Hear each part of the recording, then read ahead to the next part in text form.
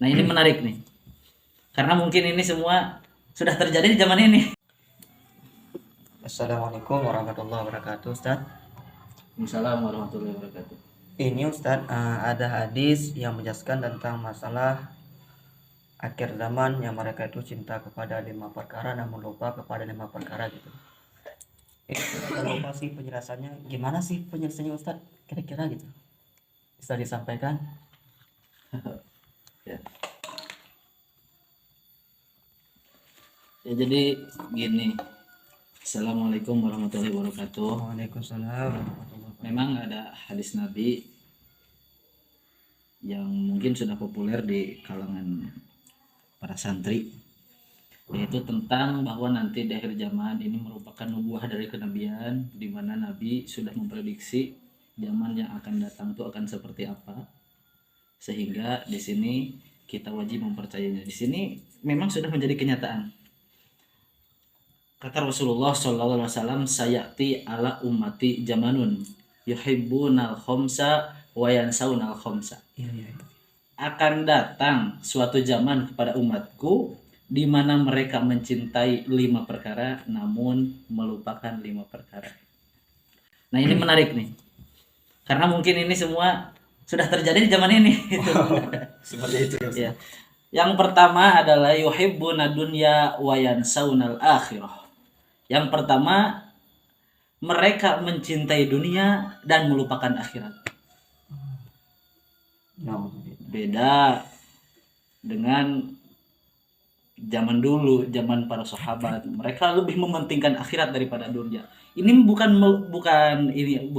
meninggalkan lagi, namun melupakan seolah-olah tidak ingat gitu. Jadi mereka mencintai dunia dan tidak menghiraukan, tidak ingat, lupa terhadap akhirat. Na'udzubillahi min dzalik. Padahal kita hidup di dunia itu hanya sementara. Kita hidup di dunia itu kalau diibaratkan ini adalah sebagai musafir atau sebagai tamu saja. Nanti akan pulang, dan pulangnya itu adalah ke akhirat. Dimana akhirat adalah alam yang kekal, yang mana semua amal perbuatan kita di dunia akan dipertanggungjawabkan di akhirat.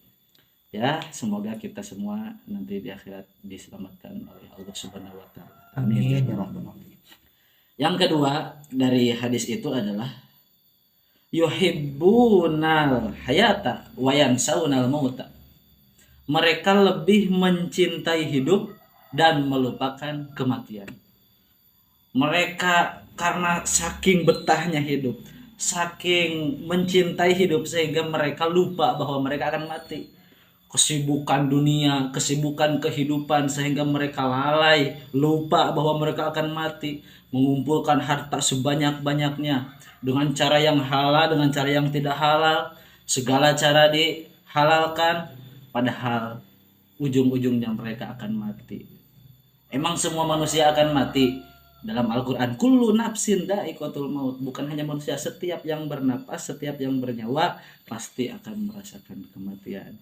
Oleh karena itu, ya mari kita sama-sama belajar lah, sama-sama belajar. Kita sama-sama belajar untuk mengingat kematian, karena ketika kita ingat kematian, hati ini akan terasa lebih dekat kepada Allah Subhanahu wa taala. Lebih tentram. Lebih tentram ya, lebih tentram. Lanjut yang ketiga, yuhibbunal khusur wa yansaunal kubur. Mereka mencintai, ya mungkin kita ini, mereka mencintai gedung-gedung mewah, gedung-gedung tinggi, bangunan-bangunan indah, bangunan diperhias, bangunan pokoknya zaman sekarang itu bangunan semakin dibagus-bagus. Namun wayan saunal kuburo, mereka melupakan kuburan. Padahal sebagaimana yang kita yakini dan kita ketahui bahwa ketika kita sudah meninggal, ketika kita sudah mati, maka tempat yang akan kita tempati adalah kuburan. Yang mana kuburan itu adalah ya paling 1 kali 2 meter, sempit, gelap, pengap, dan yang bisa ataupun yang menemani kita di alam kubur bukan siapa-siapa kecuali amal kita. Jadi kita sama-sama belajar, jangan terlalu cinta pada bangunan-bangunan sehingga di tinggi-tinggi atau di mewah-mewah, namun kita melupakan kuburan.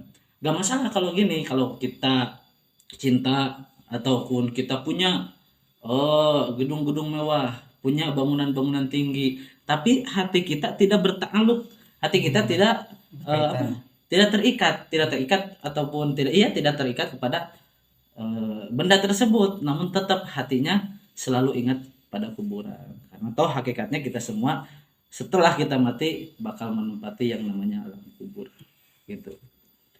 Itu nomor 3. Tanggung ya, tanggung 2 lagi.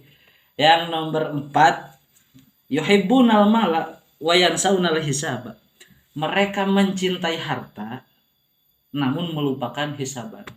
Dikatakan bahwa harta itu kalau didapat dari yang halal akan menjadi hisaban, dan kalau didapat dari yang haram akan menjadi siksaan. Jadi harta itu pasti ada hisabannya. Kalau dari halal nanti dihisab, diperhitungkan dari mana ini didapatkan, dari mana harta tersebut dihasilkan, dan kemana harta tersebut ditasarufkan, kemana harta tersebut diolahkan. Apakah ke jalan yang diridhoi Allah ataupun ke sesuatu yang diharamkan oleh Allah. Naudzubillah. Jadi intinya harta itu kalaupun dihasilkan dari yang halal nanti akan menjadi hisaban, dan orang yang harta yang menghasilkan harta dari yang haram akan menjadi siksaan. Naudzubillah. Ini yang terakhir yang nomor 5 dari hadis tersebut adalah yuhibbunal khalqa wa yansaunal khaliqa. Mereka lebih mencintai makhluk dan melupakan sang khalik, sang pembuat makhluk tersebut. Kita lebih cinta kepada makhluknya daripada kepada khaliknya, sang penciptanya. Siapa? Allah Subhanahu wa taala. Bahkan tidak sedikit seorang laki-laki yang mencintai istrinya karena mencintai perempuan tersebut sehingga semua apa kata perempuan tersebut dituruti, bahkan yang melanggar syariat Allah Subhanahu wa taala. Itu sudah masuk karena melupakan khalik, melupakan sang pembuat makhluk tersebut. Padahal yang membuat dia, yang membuat istrinya dia, itu adalah Allah Subhanahu wa taala. Kenapa dilupakan gitu? Jadi itu sebagai renungan untuk kita, pelajaran untuk kita semua. Di zaman akhir ini kita harus sama-sama lah sering-sering bertafakur, sering-sering bertadabur, sering-sering membaca dari riwayat-riwayat yang membuat hati kita itu semakin teguh, semakin dekat kepada Allah Subhanahu wa taala. Mungkin itu, Tengku. Ya, terima kasih Ustadz atas penjelasannya. Semoga bisa berfaedah untuk kita semua. Amin amin ya rabbal alamin. Mungkin cuma sekian Ustadz. Assalamualaikum warahmatullahi wabarakatuh. Waalaikumsalam warahmatullahi wabarakatuh.